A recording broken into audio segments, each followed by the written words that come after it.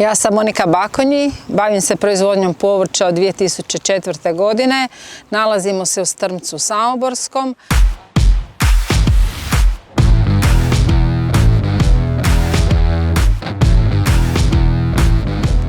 Proizvodnju povrća radim na jedno 10 do 11 hektara. Ima plasteničke proizvodnje i vanjske. Plastenika imamo oko 3000 kvadrata, dok ostalo povrće uzgajam na otvoreno od početka proljeća do zime. Trenutno u proizvodnji imamo blitvu, kelj, pori luk koji beremo, mladi luk, korabicu, salatu kristal, različite puterice, hrastov list. Nešto prodajemo direktno, ali veliki dio ide veletrgovcima i supermarketima. Radni dan počinje jako rano jer svu dostavu moramo obaviti u jutarnjim satima, znači dizanje u 4, utova robe iz hladnjače i distribucija do naših kupaca. Znači to je uglavnom u jutarnjim satima, znači do 10 obavimo dostave. Nakon toga idemo u polje. U polju nastavljamo sa radovima od sadnje, kultivacije, berbe, prskanja, zavisi kako koji dan raspored napravimo si.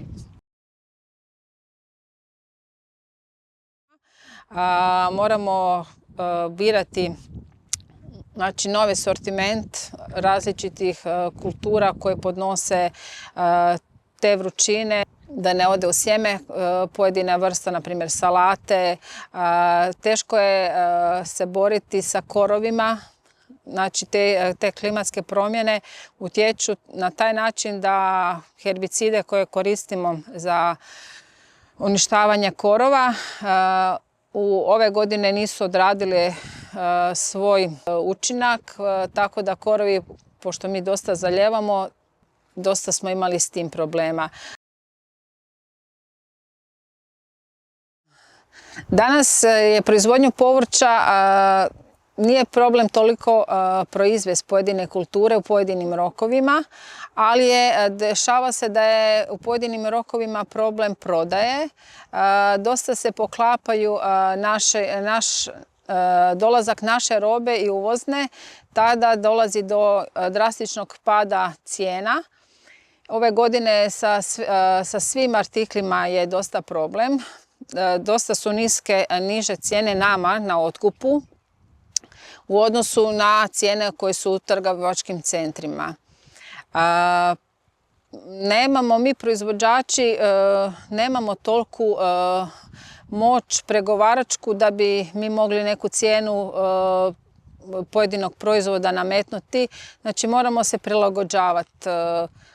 Koja je trenutno ponuda i potražnja, tako se formiraju cijene. Mislim, to je slobodno tržište i nama je to sve jasno, ali ipak očekivali bi od mnogih da ipak tog proizvođača na neki način cijene više, zato što je nas sve manje i manje, pogotovo u tom sektoru gdje su i žene. Znači, jedan proizvođač povrća ne nastaje preko noći, to se gradi i znanjem, i iskustvom i samom tehnologijom. To je posao koji nema radno vrijeme od 8 do 4 ili neko fiksno radno vrijeme. Znači, kad počinje sezona, se mora odreći, nema mora, nema x stvari koje druga zanimanja. Ako želiš opstati, imati to povrće u cijelu godinu u ponudi.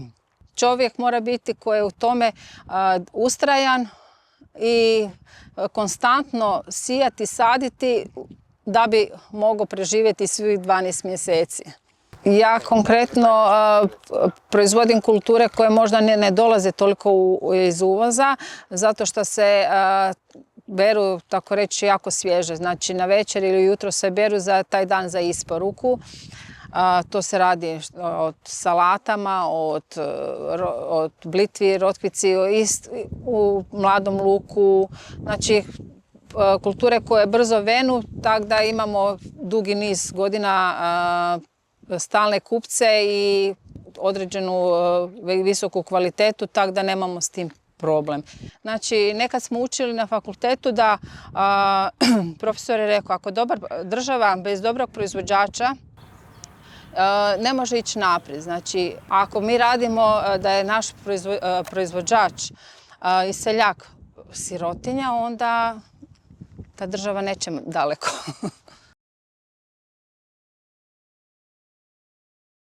Ja sa ovom proizvodnjom sam i počela se baviti iz ljubavi, jer uvijek sam željela imati svoj malo veći vrt. Onda je taj vrt prerasao u puno veći vrt i ozbiljnu proizvodnju. Kako sam radila u firmi gdje se bavi uvozom sjemena i ostalih opreme za povrtlarstvo, tako sam još više zavolila to i stupila sam u kontakt sa puno proizvođača i mnogi od nas smo rasli i opće uvodili sisteme navodnjavanja među prvima i sve. U tih 20 godina puno se promijenilo od same proizvodnje, promijenilo se to što od načina isporuke robe, znači prije puno nije se toliko gledala ambalaža, danas je to puno se i pakira, znači kupci žele što zapakiranije, žele sve certificirano, znači puno se stvari promijenilo je. I šta je osvrt isto?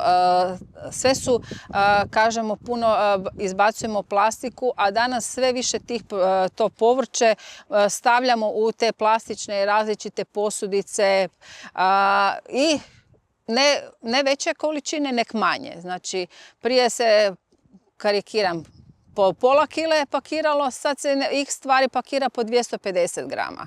Znači, puno se više ulaže i u samo taj krajnji proizvod da bi došao na polici. Treba puno i radnih sati i puno novaca uložiti. Od deklaracija, od te vrećice, sve to ručno se pakira. Znači, nije to više sad na gajbe i da se to bira po dućanima.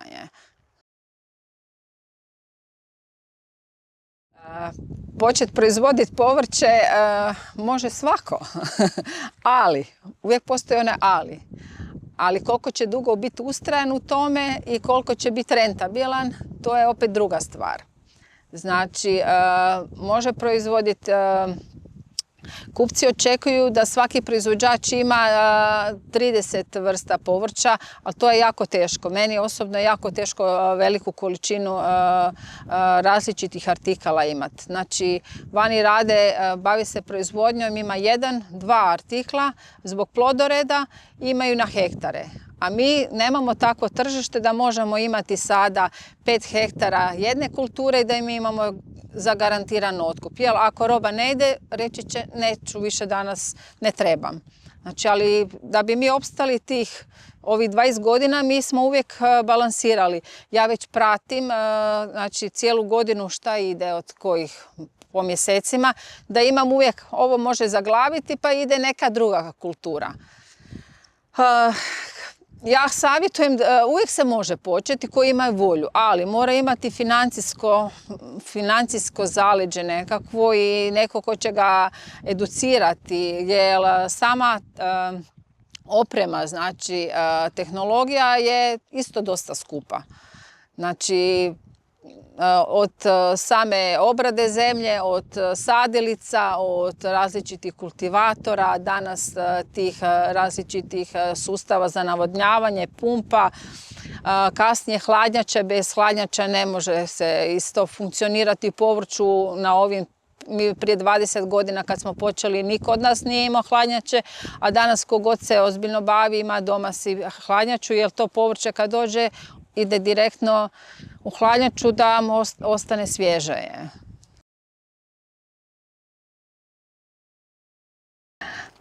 Uz pomoć potpora Zagrebačke županije ovih 20 godina napravili smo i dosta smo unaprijedili svoju proizvodnju.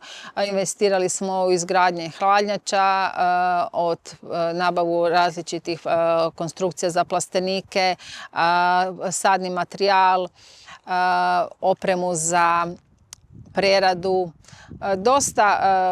dosta i puno, stvarno mogu reći da uz pomoć njih puno nas proizvođača ne bi napravilo to.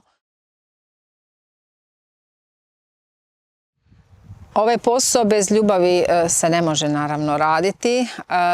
Tu svoju ljubav i svoj trud uloženi ovih svih silnih godina prenijela sam djelomično i na svoju kćer, stariju kćer Margaretu, koja je nakon završenog fakulteta medicinske struke odlučila da će ipak nastaviti sa mnom proizvodnju i rekla je da će otvoriti svoju firmu i uz pomoć mene početi sama proizvoditi. I smatram da bi nas trebalo se više govoriti i djecu educirati od vrtićke dobi. Željela bi reći jer današnja djeca ne znaju da korabica kako izgleda, ne znaju kako kelj izgleda, ne znaju mrkva da raste u zemlji i cikla. Znači, djeca, ti današnje mlađe generacije, da shvate da neće moći živjeti od interneta i od mobitela samo ako neće biti hrane, neće imati šta jesti i nastat će problemi.